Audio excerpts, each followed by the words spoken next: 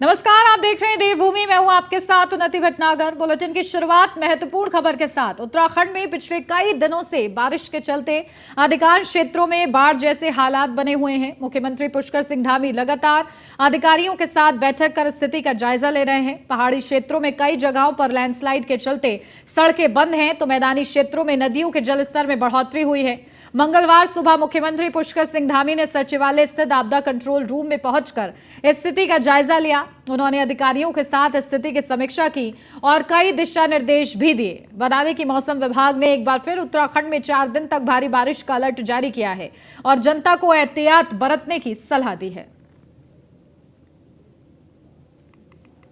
प्रदेश के अंदर अभी मौसम विभाग का अलर्ट जारी है और मानसून पूरी तरह से सक्रिय है। अभी तो गढ़वाल मंडल में ज़्यादा था, लेकिन अब धीरे धीरे कुमाऊं की ओर भी बरसात शुरू हो गई है। उधम सिंह नगर से लेकर बागेश्वर तक सभी ज़िलों में बात हुई है। सभी हमारे ज़िलों के अधिकारी हों या यहाँ जो आपदा प्रबंधन की टीम है, सभी इस पूरे जो भी मौसम की स्थिति है उस पर पूरा नज़र बनाए हुए हैं और सभी से यही कहा गया है कि सब अलर्ट मोड में रहें और किसी भी स्थिति में अगर कहीं पर कोई आपदा जैसी स्थिति आती है तो तुरंत लोगों को सहायता मिले, तुरंत लोगों के बीच में पहुंचने का काम करें। और पहले से ही चूँकि मैंने ज़िलों के अधिकारियों से, पुलिस के अधिकारियों से, आईटीबीपी के लोगों से, एनडीआरएफ, एसडीआरएफ, सभी लोग जो भी आपदा के काम में लगे हुए हैं, सभी अपने अपने स्तर से एक दूसरे के साथ समन्वय करते हुए इस स्थिति पर जो है नियंत्रण करें। और अपडेट ले लेते हैं। हमारे ब्यूरो चीफ सुदीप जैन हमारे साथ जुड़ गए हैं। सुदीप, क्या कुछ अपडेट? देखिए किस तरीके से लगातार मुख्यमंत्री पुष्कर सिंह धामी जो है निर्देश दे रहे हैं और स्थिति को कंट्रोल करने का प्रयास कर रहे हैं। जी बिल्कुल, देखिए मुख्यमंत्री पुष्कर सिंह धामी लगातार बीते एक सप्ताह में आज तीसरी बार आपदा कंट्रोल रूम पहुंचे। अफसरों के साथ उन्होंने चर्चा की। उनके साथ अपर मुख्य सचिव राधा रतोड़ी, सचिव आपदा रंजीत सिन्हा और विशेष प्रमुख सचिव गृह रिद्धिम अग्रवाल भी मौजूद रहीं। मुख्यमंत्री ने कई अधिकारियों से मौके पर फोन पर ही बात की, बारिश की स्थिति का जायजा लिया, किन स्थानों पर क्या नुकसान है, क्या समस्याएं हैं, इसका जायजा लिया। आज चूंकि कल बहुत भारी बारिश पहाड़ों में हुई थी तो अलकनंदा से अधिक जल श्रीनगर विद्युत परियोजना को आया है। वहां से 3000 क्यूसेक मीटर पानी नीचे के जिलों में छोड़ा जाना है, इसलिए अलर्ट भी 5 जिलों के जिलाधीशों को किया गया है कि कृपया व्यवस्था बनाएं और नजर रखें, कोई आपात स्थिति ना होने पाए। तो राज्य सरकार और उसका पूरा ब्यूरोक्रेसी, पूरा सिस्टम अलर्ट मोड पर है। मुख्यमंत्री से जब मैंने पूछा कि क्या नुकसान का कोई आकलन आप लोग बना रहे हैं जो आपको केंद्र से मदद चाहिए होगी, इस पर मुख्यमंत्री ने कहा इस पर काम चल रहा है, परंतु हरिद्वार जिला जो बहुत प्रभावित हुआ है वहां का एक प्रॉपर मजबूत ड्रेनेज प्लान बने, इसके लिए अफसरों को विशेष रूप से निर्देशित किया गया है कि जल्द से जल्द प्लान बनाकर इस पर काम शुरू करें। बिल्कुल, देखिए निर्देश जारी कर दिए गए हैं क्योंकि कई ऐसे क्षेत्र बताए जा रहे हैं जहां की बाढ़ जैसे हालात उत्पन्न हो सकते हैं, तो युद्ध स्तर की तैयारियां जो है की जा रही हैं। ठीक है सुदीप, बने रहिए, आप हमारे साथ लौटते हो आपके पास। उत्तराखंड में मौसम विभाग ने एक बार फिर 21 जुलाई तक के लिए भारी बारिश की चेतावनी जारी की है। भारी बारिश के चलते कई क्षेत्रों में इस समय बाढ़ जैसे हालात दिखाई दे रहे हैं। इस समय 4 धाम यात्रा भी चल रही है और ऐसे में तीर्थ यात्रियों को भी कई तरह की दिक्कतों का सामना करना पड़ रहा है। मुख्यमंत्री पुष्कर सिंह धामी ने तीर्थ यात्रियों से मौसम को देखकर ही अपनी यात्रा जारी रखने की अपील की है। उन्होंने कहा है कि मौसम के मिजाज को देखकर ही अपनी यात्रा करें। अगर मौसम विभाग ने चेतावनी जारी की है तो यात्रा को बीच में ही रोककर सुरक्षित स्थान पर रहें। श्रद्धालुओं से लगातार हमारी यही अपील है कि मौसम को देखते हुए ही अपनी यात्रा को वो करें और मौसम अगर खराब है, मौसम विभाग अगर चेतावनी दे रहा है तो अपनी यात्रा थोड़ा उसके हिसाब से ही निर्धारित करें। श्रद्धालुओं से लगातार हमारी यही अपील है कि उत्तराखंड के कई जिलों में सोमवार देर रात से लगातार भारी बारिश जारी है। भारी बारिश के चलते सामान्य जनजीवन बुरी तरह से प्रभावित हो गया है। मौसम विभाग के अलर्ट के मुताबिक पूरे प्रदेश में आज भारी बारिश के आसार हैं। वहीं श्रीनगर जल विद्युत परियोजना में अत्यधिक पानी आने के कारण 3000 क्यूसेक लीटर पानी नीचे छोड़ा जाएगा, जिससे 5 जिलों के जिलाधिकारियों को अलर्ट करते हुए पत्र भी भेजा गया है। मौसम के बदले मिजाज का जायजा लिया है हमारे ब्यूरो चीफ सुदीप जैन ने। उत्तराखंड में मौसम विभाग का अलर्ट सटीक साबित हुआ है। प्रदेश के कई जिलों में भारी बारिश जारी है। राजधानी देहरादून में कल दोपहर बाद जहां मौसम पूरी तरह साफ था, वहीं कल दोपहर बाद से शुरू हुई बारिश का सिलसिला अभी भी जारी है। कई निचले इलाकों में तेज जलभराव शुरू हो गया है, तो कई ऊंचाई वाली सड़कों पर नदियों से पानी जैसी स्थिति है, यानी सड़कों पर बहुत भारी पानी चल रहा है। इन सब के बीच श्रीनगर गढ़वाल स्थित जीवीके जल विद्युत परियोजना में 3000 क्यूसेक मीटर अधिक पानी आने की संभावना है, जिसको देखते हुए 5 जिलों के जिलाधिकारियों को अलर्ट किया गया है, क्योंकि श्रीनगर जल विद्युत परियोजना से करीब 3000 क्यूसेक मीटर पानी छोड़ा जाना प्रस्तावित है और ये पानी करीब 1 बजे तक हरिद्वार जिले में पहुंचेगा। हरिद्वार में शनिवार रात भी गंगा जी अपने जल स्तर से अधिक थी और भीमगौड़ा बैराज का एक गेट भी प्रभावित हुआ था। प्रदेश में मानसून के साथ ही भारी बारिश का सिलसिला जारी है। इससे सरकारी कामकाज से लेकर आम जन प्रभावित हुआ है, तो वहीं विकास की योजनाएं बुरी तरह प्रभावित हुई हैं, जबकि पहाड़ में पूरी तरह सड़कें अभी नहीं खुल सकी हैं। कैमरा सहयोगी अंजीत के साथ सुदीप जैन, न्यूज़ 1 इंडिया, देहरादून। देहरादून में सोमवार रात बारिश कहर बनकर बरसी है। रायपुर इलाके में नाला बाढ़ के पानी से ओवरफ्लो हो गया है। इससे 2 बस्तियों में भारी तबाही हुई है। पुलिस ने समय रहते जनहानि होने से बचा ली। सूचना मिलते ही रायपुर पुलिस द्वारा राहत बचाव कार्य करते हुए समय रहते नाले की चपेट में आए मकान और दुकान खाली कराए गए हैं। साथ ही सुबह तक चले रेस्क्यू कार्य में नाले के बहाव को सुचारू रूप से चलाने के लिए नाले में गिरे मलबे को हटाया गया। नाले के आसपास रहने वाले सभी लोगों को घरों से हटाते हुए सतर्क किया गया। शांति विहार में 2 मकान और 2 दुकानें ध्वस्त हो गई हैं। वहीं नाले में आए अत्यधिक पानी के कारण सपेड़ा बस्ती में भी 4 मकान ध्वस्त हुए हैं। रात बारिश बहुत तेज थी, नदी में पानी बहुत आया जी। पानी आने की वजह से बाढ़ जैसी स्थिति बन गई, तो ये अपना आधा मकान गिर गया ऊपर का। अच्छा, कितने मकान थे जो है? वो करीब 2 मकान थे, 3 दुकानें थी, 2 अपना कमरे, 2 मकान थे, 3 दुकानें अलग थी जो औरों की बह गई। ज़्यादा बारिश हुई 11:22-23 में। ये सामने वाला मकान गिरा भाई और 1-1:30 बजे करीब 3 दुकानें मेरे सामने ही गिरी। ये थाने से पुलिस, काफी पुलिस से जेसीबी से खाली कराया गया था, तो ये बंद हो गया था नाला पूरा, पानी पीछे रुक रहा था। पुलिस वालों ने काफ़ी वो किया, जेसीबी लाया एसओ साहब, और जेसीबी से थोड़ा सा पानी का बहाव। क्या कोई लोग भी फंसे थे? कुछ वो पहले तो खाली करवा दिया था, लॉन्च किया था गाड़ी से। गाय का दाना मकान कर रहा था, मकान कितने थे? पूरा मकान रह गया। कितना मकान थे उसमें? 2 कमरे थे, एक ऊपर एक नीचे, अच्छा, किचन लैट्रिन बाथरूम था।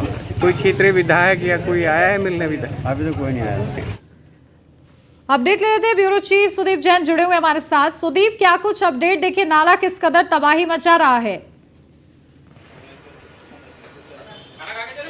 जी देखिए, राजधानी देहरादून में देर शाम एकाएक तेज बारिश आई। शाम को मौसम हालांकि साफ था और ये तेज बारिश बहुत भारी वेग के साथ आई, जो सुबह तक जारी रही। इससे रायपुर का जो निचला इलाका है, जो नदी से सटा हुआ इलाका है, इसे रिस्पना नदी भी कहते हैं, जो आगे रिस्पना में जा रही है। जो नदियों से सटी बस्तियां हैं, इसमें ये रह रहे लोग थे, जिनके मकानों और दुकानों को पानी ने क्षतिग्रस्त किया। अच्छी बात ये रही कि पुलिस की तत्परता के चलते पुलिस मौके पर पहुंची, लोगों को अलर्ट कराया, पानी निकासी की व्यवस्था की और खतरे के जद में लोगों को, खतरे के निशान के निकट आ रहे लोगों को मौके से हटाया गया, ताकि कोई जनहानि न होने पाए। हालांकि लोगों का घरेलू सामान का नुकसान रायपुर नेहरू कॉलोनी क्षेत्र में हुआ है।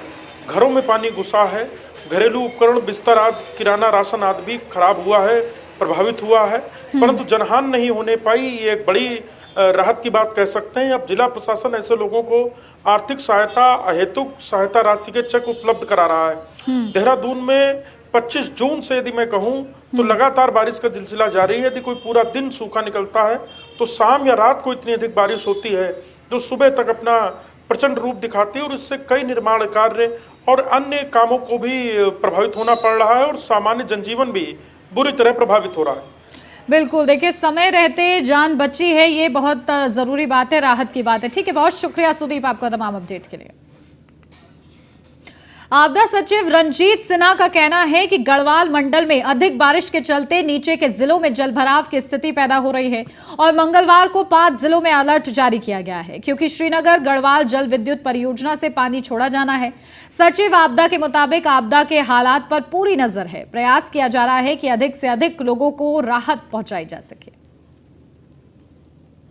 यहाँ पे हमारी आर्मी, एनडीआरएफ, एसडीआरएफ, पुलिस और एडमिनिस्ट्रेशन की सारी टीम हमारी लगी हुई है। लोगों को राहत पहुँचाने में, उनको सुरक्षित जगह पहुँचाने में, खाने पीने की व्यवस्था, वो सारा काम सुनियोजित तरीके से चल रहा है।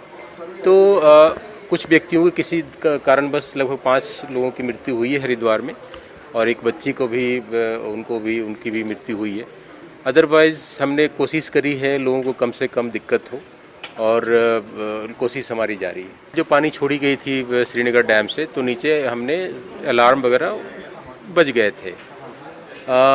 चूँकि ऊपर में हमने पिछले दिनों जब बारिश हुई थी तो पानी रोकने के लिए कहा था, श्रीनगर में भी और टिहरी डैम में भी, लेकिन चूँकि श्रीनगर डैम की उनकी कैपेसिटी कम है तो उनको कुछ पानी छोड़नी पड़ी। उसी कारण नीचे चूँकि ऑलरेडी बारिश ज़्यादा हो रही है, तो ऊपर से जब पानी आया तो ज़्यादा जल भराव की स्थिति उत्पन्न हुई थी। लेकिन उसके लिए हम व्यवस्था किया हुआ है, यहाँ पर लोगों को अलर्ट जारी किया जा रहा है। जैसे ही छोड़ा जा रहा है, नीचे के सारे एरिया में अलर्ट हम भेजा जा रहा है। मुख्यमंत्री पुष्कर सिंह धामी का कहना है कि राज्य में बारिश से हुए नुकसान की आर्थिक रिपोर्ट सरकार बना रही है, लेकिन इससे पहले प्राथमिकता हरिद्वार जिले के ऐसे स्थान जो भारी बारिश में डूबे हैं, कुछ सामान्य बारिश में भी जलमग्न हो जा रहे हैं, ऐसे स्थानों के लिए एक बड़ी और दीर्घकालिक जल निकासी योजना, ड्रेनेज प्लान राज्य सरकार तैयार करने में तेजी से जुटी है। राज्य सरकार इन इलाकों को जल भराव से मुक्त कराएगी। हमारे पास जो धनराशि है वो पर्याप्त मात्रा में है, और आगे ड्रेनेज का जो एक दीर्घकालिक जो प्लान है उस पर हमारी बात हुई है कि वो दीर्घकालिक प्लान बनाया जाए। जो लक्सर का क्षेत्र है, खानपुर का क्षेत्र है, इस क्षेत्र में चूँकि कम बरसात में भी अधिक जल भराव हो जा रहा है, और इसके लिए दीर्घकालिक योजना बनानी। उत्तराखंड में बारिश और लैंडस्लाइड ने जान आफत में डाल रखी है। उत्तरकाशी जिले में एक हादसा हुआ है। भूस्खलन के कारण यहां मलबे से भरी सड़क को पार करने की कोशिश में एक टेम्पू पलट गया। टेम्पू पलटकर नदी के किनारे अटक गया। हालांकि इस दौरान टेम्पू में कोई सवार नहीं था। दरअसल बारिश के कारण गंगोत्री राष्ट्रीय राजमार्ग मनेरी डैम और सेंच के पास बंद है। इस दौरान मनेरी डैम के पास आज सुबह पहाड़ी से पत्थर और मलबा आने के कारण देखते ही देखते टेम्पू पलटकर सड़क के नीचे जा गिरा। चालक ने वाहन से उतरकर अपनी जान बचाई है। पहाड़ों की रानी मसूरी में सोमवार शाम से हो रही बारिश से जनजीवन अस्त व्यस्त हो गया है। मसूरी में कई जगह सड़कों पर मलबा आने से मार्ग बाधित हुआ है। तो मसूरी पेट्रोल पंप के पास पहाड़ी गिरने से उसकी चपेट में 2 स्कूटी आ गई, जिससे वह पूरी तरीके से क्षतिग्रस्त हो गया। मसूरी राष्ट्रीय राजमार्ग 707 वुड स्टॉक स्कूल के पास भूस्खलन होने से बंद हो गया, जिससे घंटों बाद खोला गया। वहीं भारी बारिश मसूरी के लोगों की मुश्किल बढ़ा रही है।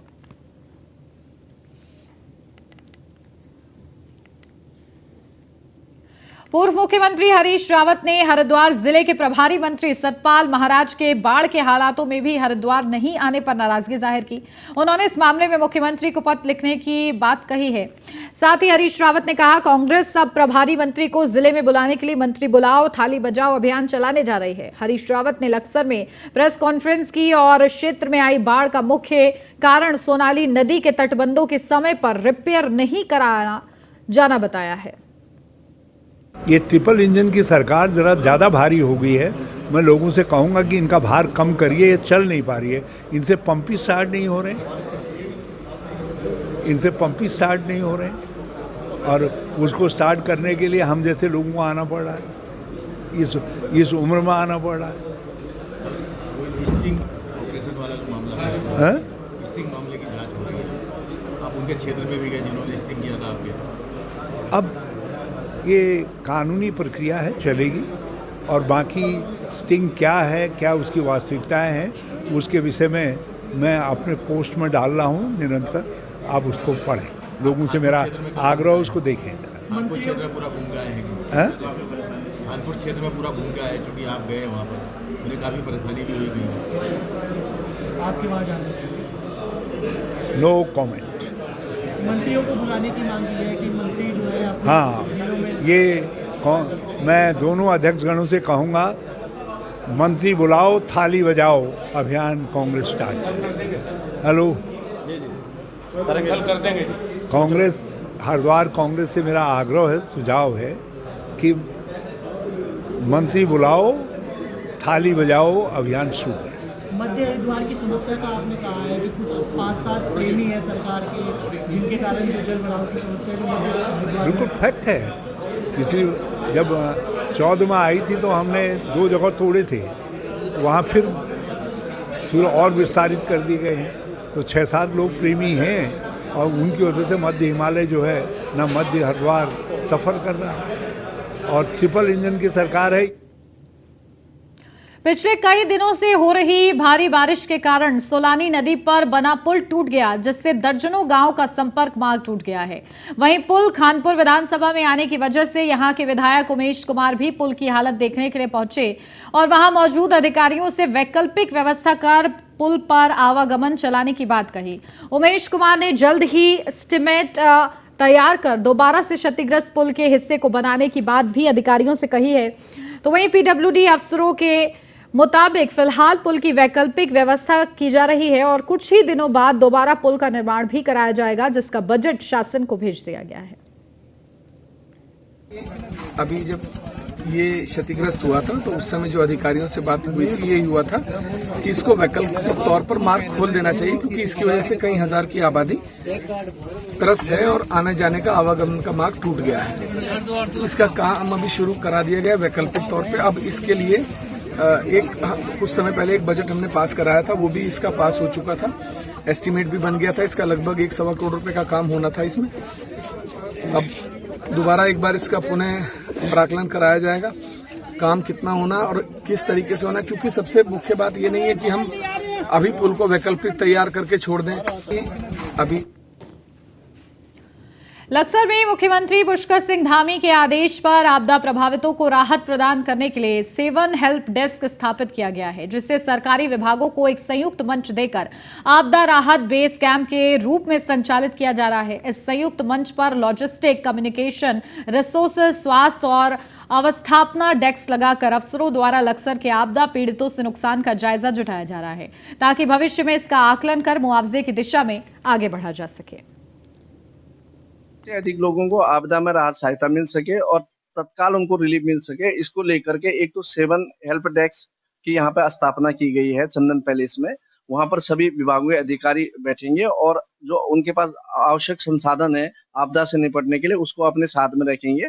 और यहाँ पर तहसील में जो कंट्रोल रूम था, कंट्रोल रूम में 1 नंबर संचालित था, अभी यहाँ पर 3 नंबर और बढ़ाए गए, कुल 4 नंबर कंट्रोल रूम में बढ़ाए गए हैं। और सभी विभागों के जो अधिकारी हैं संबंधित आपदा से जिनका संबंध है, उनको कंट्रोल रूम में 24/7 की ड्यूटियां उनमें लगाई गई हैं और राहत सामग्री वितरण में लगातार कार्य। बारिश से जहां एक ओर आम जनजीवन अस्त व्यस्त हो गया है, तो वहीं बारिश से बीमारियां भी पनपने लग गई हैं। खासकर बरसात में होने वाली बीमारियां बच्चों में देखी जा रही हैं। बेस चिकित्सालय कोटद्वार में पहुंचने वालों में बीमार बच्चों की संख्या ज्यादा है। बाल रोग विशेषज्ञ डॉक्टर हरेंद्र कुमार ने बताया कि बरसात में जल जनित रोग ज्यादा होते हैं, जिनमें डायरिया, डिसेंट्री, उल्टी सहित दूसरी बीमारियां हैं। ये बीमारियां ज्यादातर बारिश के मौसम में बच्चों में पाई जाती हैं, जिससे प्रतिदिन 100 के करीब मरीज आ रहे हैं।